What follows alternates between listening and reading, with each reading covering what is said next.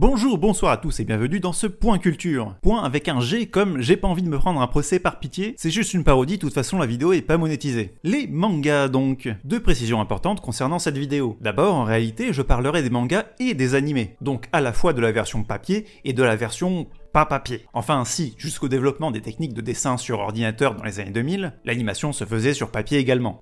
Oui, effectivement, mon cher Splectrum, sur des celluloïdes. Mais bref, vous me comprenez, les premiers ils bougent pas et les seconds ils bougent, c'est de l'animation. Mais alors, qu'est-ce donc que les mangas et les animés? À la base, les mangas sont un art de la bande dessinée d'origine japonaise. Le terme manga lui-même signifie dessin dérisoire, et remonte à la fin du 18e, début 19e siècle, avec notamment les estampes du fameux peintre Hokusai. Par la suite, fin 19e, début 20e siècle, c'est dans les journaux satiriques japonais, inspirés de leurs homologues britanniques notamment, que se développe leur forme en bande dessinée avec de petits sketchs, avant de devenir plus tard des histoires à part entière, publiées en série dans des magazines après la Seconde Guerre mondiale. Parmi les grands noms du manga qui ont popularisé cet art, je ne peux pas ne pas citer Osamu Tezuka, surnommé littéralement Kami-sama, le dieu du manga au Japon, avec des œuvres comme Princesse Saphir, Blackjack ou encore Le Roi Léo, dont l'adaptation animée a de toute évidence inspiré un certain lion de l'autre côté de l'océan Pacifique, ce qui, en réalité, est un juste retour des choses, quand on sait que Tezuka a largement été inspiré par Disney. Sérieusement, lisez Metropolis, c'est flagrant. Il y a même littéralement dessiné Mickey. Mais son œuvre la plus connue est évidemment Astro Boy, Astro le petit robot chez nous, un personnage qui va redonner espoir aux Japonais dans un pays en pleine reconstruction après la Seconde Guerre mondiale, et venant de vivre le traumatisme de la bombe atomique. De très nombreux auteurs, et autrices aussi, vont marquer le monde des mangas, comme Katsuhiro Otomo, Go Nagai, Rumiko Takahashi, Junji Ito, Akira Toriyama, etc.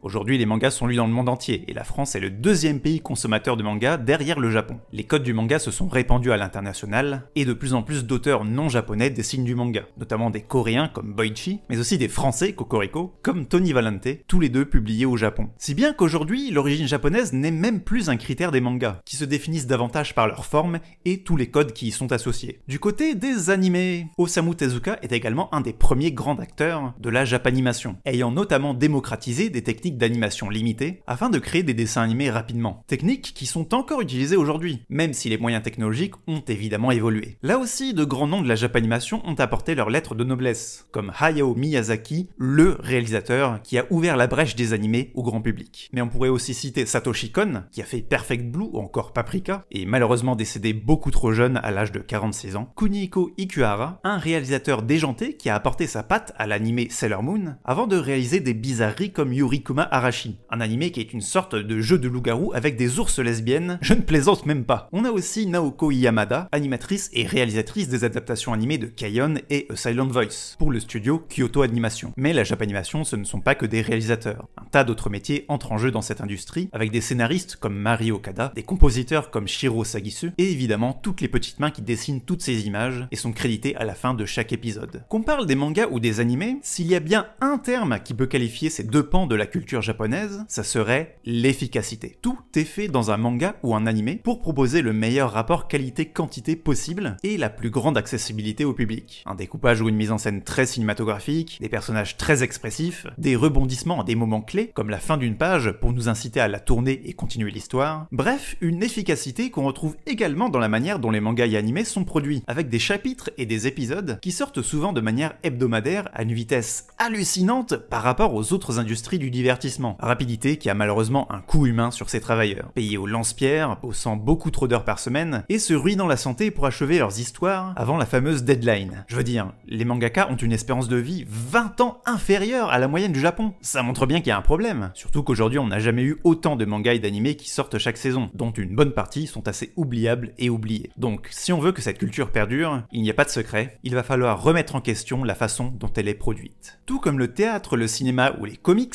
les mangas et animés ont évolué en se créant leurs propres codes, leurs conventions, leurs motifs récurrents et bien sûr leurs clichés. Et c'est de tout cela dont on va parler aujourd'hui. Mais avant tout, je vais commencer par écarter certains clichés que vous avez sans doute en tête, mais que je ne développerai pas car, selon moi, ils ne sont pas propres aux mangas et animés, mais à la fiction en général. Les histoires structurées comme le monomythe de Joseph Campbell, les parents morts ou absents, la violence de cartoon ou encore les onomatopées exagérées. Mais s'il y a bien un cliché qui n'en est pas un sur lequel je voulais revenir, ce sont les soi-disant gros yeux des personnages de manga. Alors, Non, les gros yeux ne sont pas du tout typiques des mangas et animés. Les personnages ont des yeux exagérément grands et expressifs dans la bande dessinée et les dessins animés d'une manière générale. La seule raison pour laquelle des gens font cette remarque, la plupart du temps des gens qui ne lisent pas de manga et ne regardent pas d'animé, c'est que cette culture vient du Japon et que la plupart des Japonais ont les yeux bridés. Alors bon, déjà, il y a plein de mangas et d'animés qui ne présentent pas de personnages japonais ou asiatiques, voire qui ne se passent même pas dans notre monde. Et ensuite,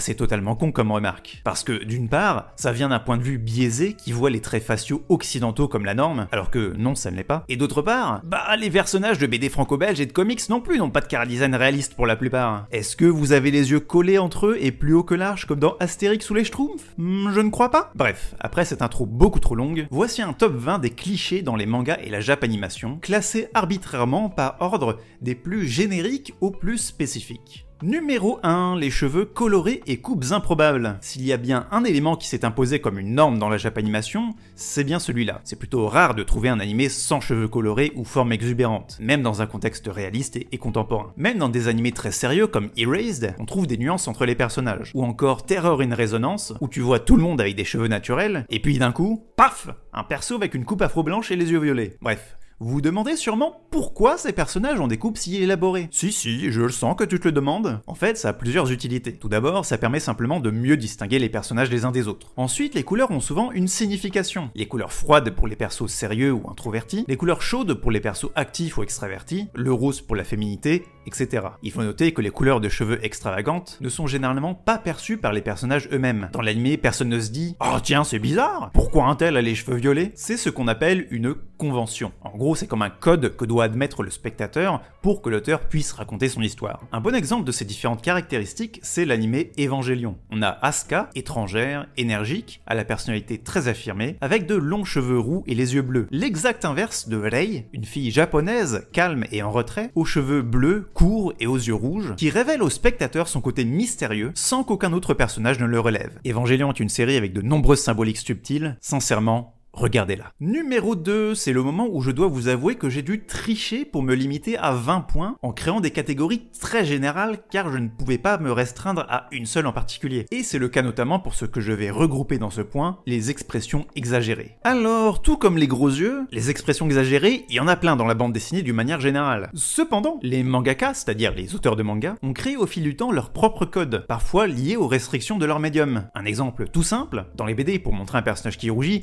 on colorise son visage en rouge, pas compliqué. Mais lorsque les dessins sont en noir et blanc, comment qu'on fait? Eh bien, dans les mangas, on dessine une succession de traits en diagonale. On est d'accord qu'avec du recul, ça ne ressemble en rien à un visage rougissant. Mais si vous montrez ça à tout lecteur de manga, il reconnaîtra immédiatement un rougissement, car c'est une convention. Une convention qui s'est tellement imposée que même dans les animés qui possèdent de la couleur, ces traits diagonaux subsistent. Je pourrais également parler des veines de colère qui apparaissent même à travers les cheveux, des traits verticaux qui représentent l'angoisse ou le dégoût, des bulles de morve qui apparaissent pendant le sommeil, ou encore les saignements de nez lorsqu'un personnage est excité. D'une manière générale, les mangas ont inventé énormément d'outils pour représenter facilement les émotions. Et le meilleur exemple parmi eux, c'est la sueur. Tenez. Regardez ce visage. Dessiné comme ça, ce personnage a l'air plutôt à l'aise, confiant, mais si je rajoute une petite goutte de sueur, on comprend tout de suite qu'en réalité c'est une façade, qui n'est pas si sûr de lui, qui doute, qui bluffe, voire qu'il cache quelque chose. Une simple goutte apporte tellement de subtilité dans les expressions, et cet ingrédient est utilisé à toutes les sauces, si je puis dire. L'effort, la peur, l'angoisse, ou encore la gêne avec la fameuse goutte gigantesque qui apparaît sur la tête. En somme, depuis des années, ces codes ont dépassé le cadre des mangas et animés, et on les voit apparaître dans des BD et dessins animés qui s'en sont inspirés. Numéro 3, les genres typiques des mangas et animés. Encore une catégorie très générale, car je ne peux pas n'en citer qu'un seul. Si beaucoup de genres dans la fiction sont aujourd'hui plus ou moins communs à toutes les cultures, certains ont des origines assez spécifiques, un peu comme le western aux États-Unis. Attention, je ne parle pas des shonen, shoujo, etc., qui, il faut le rappeler, ne sont pas des genres mais des cibles éditoriales, c'est-à-dire qu'ils n'indiquent absolument rien sur le contenu d'un manga, juste le public visé par son éditeur. Cibles éditoriales qui ne reflètent pas toujours le vrai public et sont carrément obsolètes aujourd'hui selon moi. Dans les mangas animés, on peut évoquer le genre mecha, les histoires avec de gros robots comme la licence Gundam, le Furio, un genre qui parle de guerre de gang entre jeunes délinquants comme Tokyo Revengers, les isekai qui signifient autre monde en japonais, dans lesquels les personnages sont envoyés dans un Notre Monde, comme Vision d'Escaflowne. Et bien sûr, les Magical Girls, des jeunes filles avec des pouvoirs magiques, comme Sakura chasseuse de cartes. Bien sûr, tous ces genres peuvent se mélanger les uns les autres. Prenez les Magical Girls, l'Isekai et les mechas, et paf, ça donne Magic Knight Rayearth. Mélangez les Magical Girls avec le Furio, et paf, on obtient Kill la Kill. Les Magical Girls et la dépression, et paf, ça fait Madoka Magica. Numéro 4. Certains genres ont également leur propre code et leurs propres clichés. Et s'il y en a bien un qui cumule les particularités, c'est la romance. Certains de ces clichés sont liés à la culture japonaise. Par exemple, le fait de s'appeler directement par son prénom, qui est plutôt banal en France, là où au Japon, ça a une signification particulière. Les baisers indirects aussi, je sais pas pourquoi ils ont une obsession sur le fait de boire après quelqu'un, ou encore le kabedon, un terme qui désigne l'action de plaquer sa main contre un mur pour asseoir son autorité. Un peu comme la typose, oui, cliché qui est un peu tombé en désuétude, et qu'on ne voit quasiment plus que sous forme de parodie. Bon, évidemment, on a aussi des clichés casse-couilles, comme les harems, ce genre où un protagoniste avec aucune personnalité se retrouve on ne sait pas comment entouré de nombreuses prétendantes, avec souvent du fanservice racoleur, et qui vient en gros des jeux vidéo de drague très populaires chez les geeks japonais. On a aussi les fameuses romances à rallonge avec les protagonistes qui se tournent autour pendant des plombes, et dont l'histoire se finit généralement pile quand ils se mettent ensemble. Tu sais, histoire de bien frustrer le lecteur. Mais le cliché qui m'insupporte le plus, c'est sans doute les scènes de baisers interrompues. Je vous jure, j'en ai tellement vu que maintenant, lorsque deux persos sont sur le point de s'embrasser, dès que je vois une légère pause dans un animé ou la fin d'une page dans un manga, je sais déjà qu'ils vont être interrompus. Numéro 5, le fanservice de nature sexuelle. Je le précise car le fanservice, c'est de manière générale quelque chose pour faire plaisir au public, mais pas forcément de façon coquine. Par exemple, la mise en avant d'un personnage populaire. Mais là, ce dont je pourrais parler, ce sont les panty shots, les poitrines féminines qui ne respectent pas les lois de la physique, cette insupportable musique de saxophone, et vas-y que je rentre par erreur dans le vestiaire, et vas-y que je tombe de manière inexpliquée en faisant une pause suggestive. Et bien sûr, le fameux épisode de la plage. Je veux dire, même dans Another, il y a un épisode de la plage. Et c'est un animé d'horreur. Bon, pour la plupart de ces clichés, on peut deviner qu'ils viennent d'une époque où l'hypersexualisation, notamment des persos féminins, était la norme. Vous l'aurez compris, il s'agit là de plein de clichés assez datés et qui, heureusement, ont tendance à disparaître. Disons que c'était une autre époque. Ah, j'ai dit que c'était une autre époque. J'ai pas dit qu'elle était finie. Numéro 6, les archétypes de personnages propres aux mangas et animés. Vous avez sans doute déjà entendu parler des différentes déclinaisons de Dere, des personnages souvent féminins mais pas toujours, avec des traits de personnalité très marqués. La tsundere qui est méprisante mais cache un fond de douceur. La kudere qui est froide mais cherche en réalité à être comprise. La yandere qui veut vous tuer alors qu'en fait elle veut vous tuer avec amour. Dans ces termes, le suffixe dere vient de dele, qui est l'onomatopée de l'affection en japonais, tandis que le préfixe correspond à la personnalité affichée, comme tsunsun, qui signifie distant et froid. Après, c'est pas une science exacte, hein. Par exemple, dans le manga Yandere Kanojo, littéralement ma copine la yandere, donc la psychopathe, la protagoniste a une personnalité de tsundere. Ah bah oui, il y avait un piège aussi. Après, il y a évidemment plein d'autres archétypes, comme la Ojo-sama, l'aristocrate avec des boucles à l'anglaise, ou encore le vieux maître en arts martiaux lubrique. C'est le vieux maître qui est lubrique, hein, pas les arts martiaux. Pour le coup, c'est surtout un cliché de shonen de combat à l'ancienne, comme Tortue Géniale dans Dragon Ball, Haposai dans Ranma 1/2, ou Jiraiya dans Naruto. Et tout comme certains clichés de fanservice, il a tendance à se raréfier,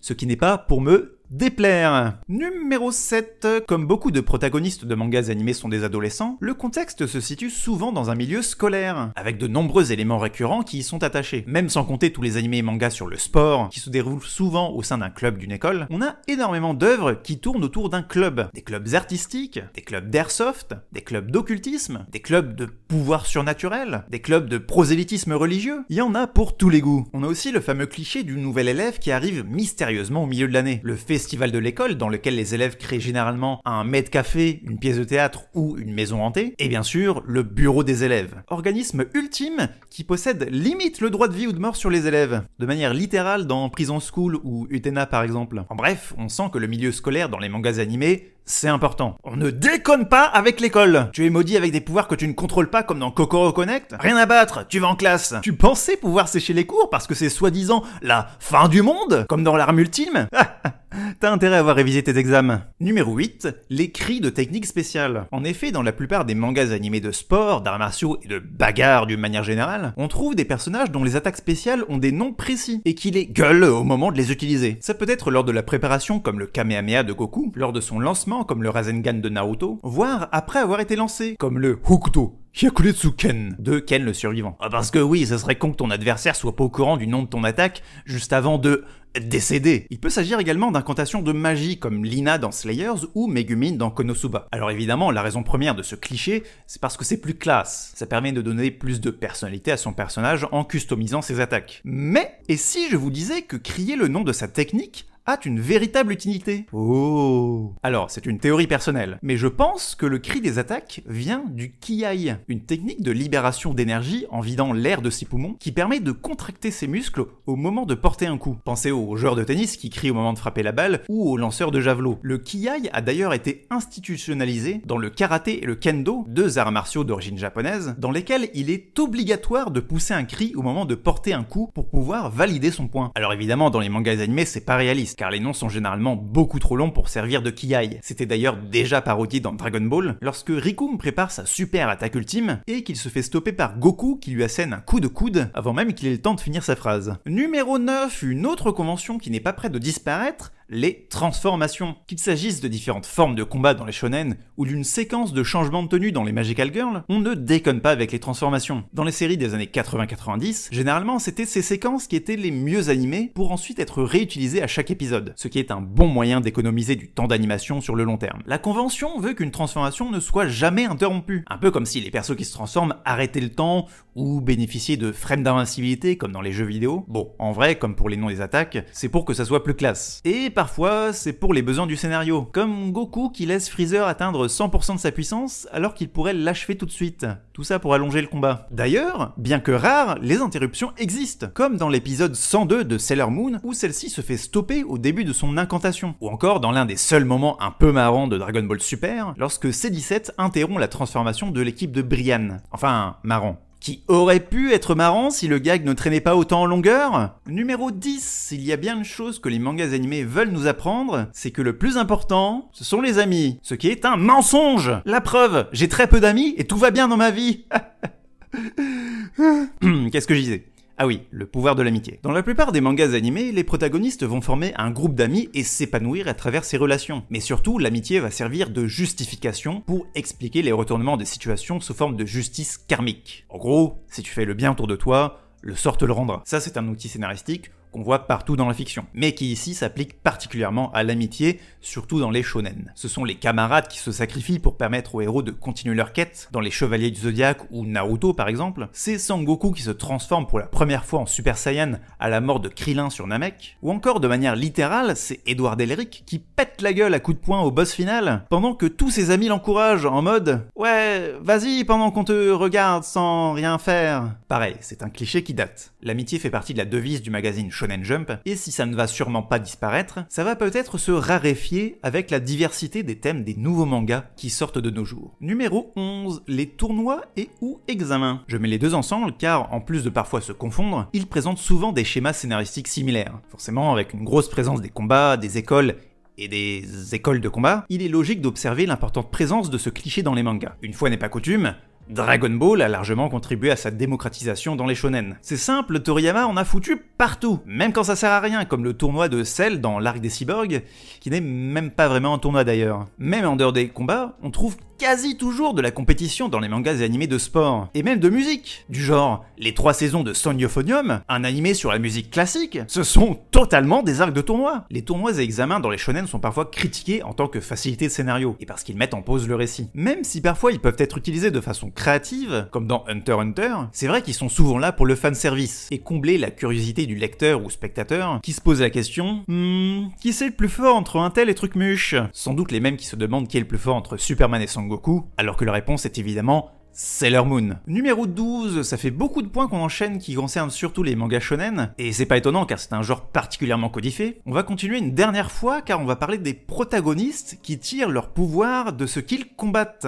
En effet, les pouvoirs des héros de shonen ont souvent une origine maléfique, en tout cas au premier abord. Goku qui est issu d'un peuple de guerriers belliqueux et peut se transformer en singe géant, Naruto qui abrite en lui le démon renard qui a détruit son village, Ichigo dans Bleach qui est en partie holo, Ken qui devient une ghoul dans Tokyo Ghoul, etc. Et même en dehors des shonen, on a par exemple Ashitaka dans Princesse Mononoke, dont le bras a été maudit par un dieu de la forêt. Cette particularité permet de nuancer le manichéisme de ses œuvres, en ne limitant pas leur parcours initiatique à une bête lutte du bien contre le mal. Ainsi, ces protagonistes vont apprendre à gérer, de différentes façons en fonction des cas, leur côté maléfique, qui va parfois changer leur regard sur le monde. Et au milieu de tout ça, t'as My Hero Academia avec ses policiers très gentils qui ne font que leur devoir, et ses méchants très méchants qui naissent avec un couteau entre les dents, parce que c'est bien connu que la criminalité c'est génétique. C'est moi où ce manga est sur une pente particulièrement glissante. Vous l'aurez compris, j'ai un peu de mal avec My Hero Academia. Un petit peu. Numéro 13. Ah, enfin on sort des clichés très génériques pour s'intéresser à des plus spécifiques, comme la chute des blagues. Mais chute de manière littérale, je veux dire, avec les personnages qui s'éclatent la tête la première au sol. Pour le coup, c'est un cliché plutôt à l'ancienne, qu'on trouvait beaucoup dans les comédies des années 90 et avant, mais qu'on ne voit quasiment plus aujourd'hui. Perso, je me souviens l'avoir beaucoup vu dans l'animé Pokémon quand j'étais petit. Apparemment, c'est un vieux gag qui vient d'anciennes BD américaines avant d'influencer les mangas. C'est en gros une version très vénère du facepalm, le fait de placer sa main contre le visage lorsqu'on est dépité. Et c'est pas si étonnant de voir prospérer ce cliché dans les mangas animés, sachant que la culture japonaise est très friande d'humour très orienté cartoon et slapstick. Dans les mangas animés, c'est souvent lors d'une réponse surprenante, d'une blague un peu nulle ou d'un jeu de mots pourri, que les personnages qui l'ont écouté tombent soudainement, avec une animation très limitée, passant parfois de l'état debout à l'état claqué au sol en une seule image. Ce qui n'arrive jamais à mes viewers parce que mes blagues sont toujours excellentes. Numéro 14, le coup d'épée à retardement. C'est comme ça que j'appelle ces fameuses scènes où un personnage subit une attaque, souvent un coup d'épée, mais n'en ressent les effets qu'un court instant plus tard. Comme si le coup avait été si rapide et si précis que sa cible ne s'est même pas rendu compte qu'elle s'est faite frapper. Même si c'est un cliché assez éculé, perso, je le trouve toujours aussi classe. Surtout quand les effets arrivent juste après avoir rangé son sabre dans son fourreau. C'est vraiment... Cette technique est utilisée notamment pour ajouter du suspense, surtout lorsque ce sont deux personnages qui se sont portés un coup simultanément, se traversent et ne bougent plus juste après leur confrontation. Lequel des deux a gagné? Je ne sais pas. Comme d'habitude, ça arrive régulièrement dans les shonen, comme le combat d'Ichigo contre Kenpachi dans Bleach, mais pas seulement, comme par exemple dans Samurai Champloo. Les œuvres qui se passent à l'époque des samouraïs sont un terreau fertile pour ce cliché. D'ailleurs, il est apparemment pour origine un film de 1962, Sanjuro par Akira Kurosawa, dans lequel le réalisateur a testé un mécanisme d'éjection de faux sang plus puissant que d'habitude avec un léger délai entre l'attaque et le saignement. Il y a des rumeurs sur internet qui disent que ce délai aurait été dû à un problème technique, mais les sources qu'on trouve en interview ne corroborent pas cette hypothèse. Donc a priori c'était expérimental, mais bien volontaire. Numéro 15, bon, je vais parler d'un cliché que je n'aime vraiment pas. Vous voyez cette scène où, dans une situation de stress, un personnage fait une crise de panique, voire une crise d'angoisse, et qu'un autre personnage lui met soudainement une claque au visage pour tenter de le sortir de sa torpeur? Eh bien voilà, je déteste ce genre de scène. Alors, c'est pas propre au manga et animé, mais ça arrive tellement souvent, même dans les titres récents, c'est infernal. Le pire, c'est quand le perso qui a été giflé remercie son agresseur, c'est...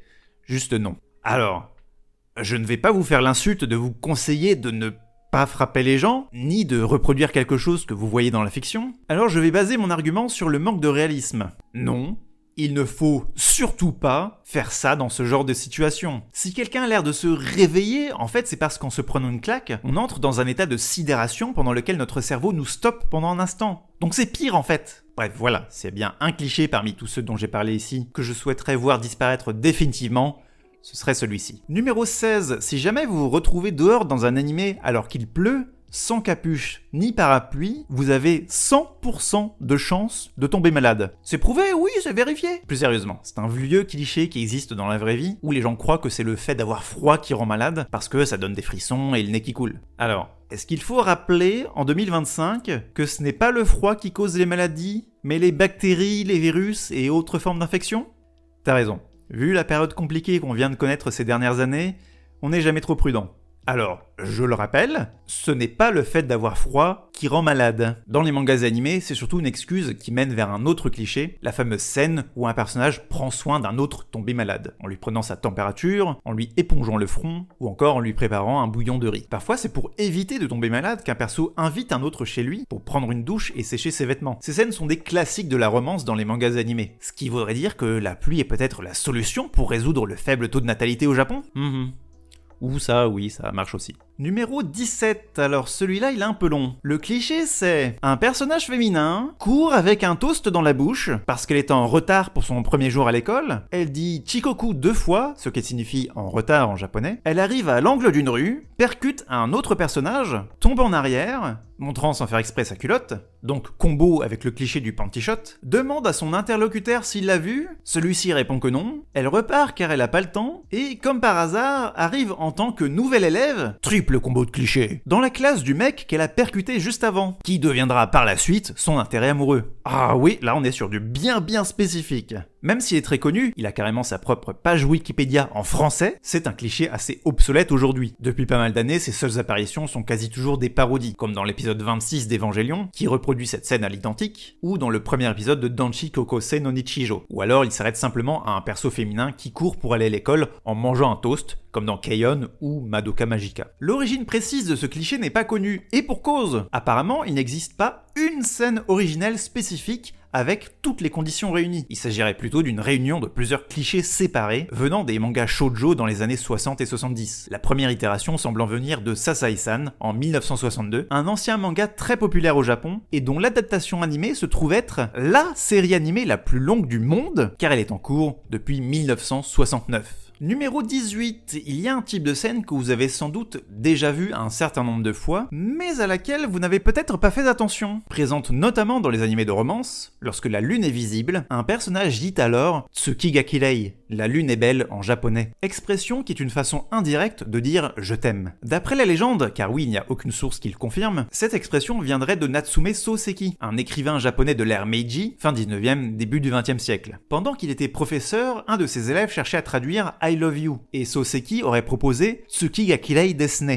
la lune est belle, n'est-ce pas ? Préférant ainsi une licence poétique plus romantique qu'une traduction littérale, et reflétant le côté très prude de la société japonaise de l'époque. Cette légende s'est surtout répandue sur internet depuis les années 2000, donc on la trouve plutôt dans des mangas et animés récents, comme Demon Slayer, Konosuba, ou encore un de mes animés préférés, Working. Un animé reprend même de manière littérale cette légende sous le titre de Tsuki ga kirei. Maintenant que vous savez ça, je suis sûr que vous allez redécouvrir certains animés où cette scène qui a pu vous paraître anecdotique était en fait très symbolique. Numéro 19. Alors, je suis embêté, car là il s'agit d'un point super intéressant, mais pour lequel j'ai besoin de spoiler pour en parler. Et je ne peux pas vous dire de quoi il s'agit avant de donner des exemples. Du coup, pour réduire le spoil au minimum, je vais d'abord vous dire quels mangas animés je m'apprête à spoiler, je vous donnerai le timecode pour sauter cette partie si vous avez besoin, puis je donnerai les exemples. Alors, je vais spoiler les titres suivants. Evangelion, Madoka Magica et Devilman Crybaby. Si vous avez déjà vu tous ou certains d'entre eux, il y a une chance pour que vous deviniez de quoi je veux parler. En attendant, si vous voulez éviter le spoil, vous pouvez sauter à ce timecode, j'attends un petit peu. Bon, maintenant je considère que soit vous avez lu ces mangas, vu ces animés, ou que vous en fichez du spoil. Alors, si j'avais reçu 1 euro pour chaque manga ou animé dans lequel un personnage homosexuel provoque l'apocalypse, l'apoplexie, la fin du monde, eh bien j'aurais au moins 3 euros. Alors non, rien à voir avec les catholiques homophobes qui imaginent que la colère de Dieu va s'abattre sur la France, hein. C'est juste que dans plusieurs œuvres dans lesquelles se passe plus ou moins une fin du monde, cela implique généralement un personnage gay. Dans The End of Evangelion, Shinji vit une crise existentielle après avoir découvert que son crush, Kaworu, l'a trahi, ce qui mènera de fil en aiguille au Third Impact, qui tuera quasiment tous les humains sur Terre. Dans Madoka Magica, Homura remonte le temps de multiples fois pour tenter de sauver Madoka dont elle est amoureuse, jusqu'à ce que celle-ci devienne une déesse qui recrée l'univers. Enfin, dans Devilman Crybaby, une guerre entre les anges et les démons mène à la fin de l'humanité, provoquée par Ryo, réincarnation de Satan, et amoureux du protagoniste Akira, qui tente de l'arrêter. Encore une fois, c'est pas un cliché homophobe. Je pense que c'est une coïncidence, car après tout, les contextes de fin du monde dans les mangas animés ne sont pas rares. Mais c'est quand même bizarre que ce soit arrivé 3 fois. Numéro 20, à votre avis, quel est, selon vous, le symbole le plus présent dans les mangas et animés? Surtout les animés, en l'occurrence. Pas vraiment un cliché, mais un type de scène tellement courant que vous n'y faites sans doute même plus attention. Tiens, par curiosité, avant de continuer la vidéo, essayez de deviner et écrivez-moi en commentaire ce que vous imaginez que ça serait. Je suis quasiment sûr que vous ne trouverez pas, alors que vous l'avez forcément vu et entendu un certain nombre de fois. C'est obligé. C'est bon? Vous avez écrit votre réponse? Dans ce cas, voici un indice sonore, et je pense que vous allez tout de suite percuter. Vous l'avez? En effet, le symbole le plus important de la Japanimation, c'est ça. les passages à niveau. Vous savez, cette scène où les personnages sont sur le point de traverser une voie de chemin de fer et qu'on entend ce signal si particulier au moment où les barrières jaunes et noires se baissent. Vous vous dites sûrement « Oui, Angry Waifu, t'exagères pas un peu, espèce de gauchiste woke ?» Eh bien pas du tout. Même sans compter l'importance du réseau ferroviaire au Japon et la place que les transports en commun occupent dans la vie des Japonais, regardez le nombre de fois que ce genre de scène arrive. Ça a forcément une signification. Et en effet, ces scènes de passage à niveau ne sont pas utilisées au hasard. Si vous faites bien attention, elles arrivent généralement quand les personnages sont confrontés à un dilemme, à une séparation douloureuse, ou doivent prendre une décision qui impactera leur vie à jamais. C'est l'épisode 13 de Haruhi Suzumiya, quand celle-ci avoue ses questionnements existentiels à Kion. C'est l'épisode 16 d'Evangelion, avec les bouleversements intérieurs de Shinji. C'est l'épisode 1 de Flip Flappers, quand Kokona rencontre Papika pour la première fois. C'est José qui essaye de traverser les barrières baissées avec son fauteuil roulant dans le film José, le tigre et les poissons. C'est la scène de fin du film 5 cm par seconde par Makoto Shinkai. C'est le passage à niveau de Kamakura dans le premier opening de Slam Dunk, qui est devenu un site touristique hyper fréquenté. Surnommé le croisement du destin, il apparaît dans plein d'autres animés, comme Hanayamata, Pretty Cure, Fleur Bleue, Freaky Girls, Bunny Girl Senpai. En fait, il s'agit là d'une représentation des destins qui se croisent, et du choix de poursuivre sa route ou de rebrousser chemin. Avec les barrières qui se baissent et le train qui passe, symbolisant l'impossibilité de revenir en arrière, les passages à niveau dans les animés représentent les choix déterminants que chacun de nous faisons au cours de notre vie. Voilà, c'était 20 clichés dans les mangas et animés, j'espère que cette vidéo vous a plu. Si vous découvrez ma chaîne YouTube, vous pouvez vous abonner car d'autres vidéos arriveront prochainement. Vous pouvez suivre ma chaîne Twitch, je fais des lives régulièrement. En attendant, je vous dis à la prochaine pour une nouvelle vidéo, ciao!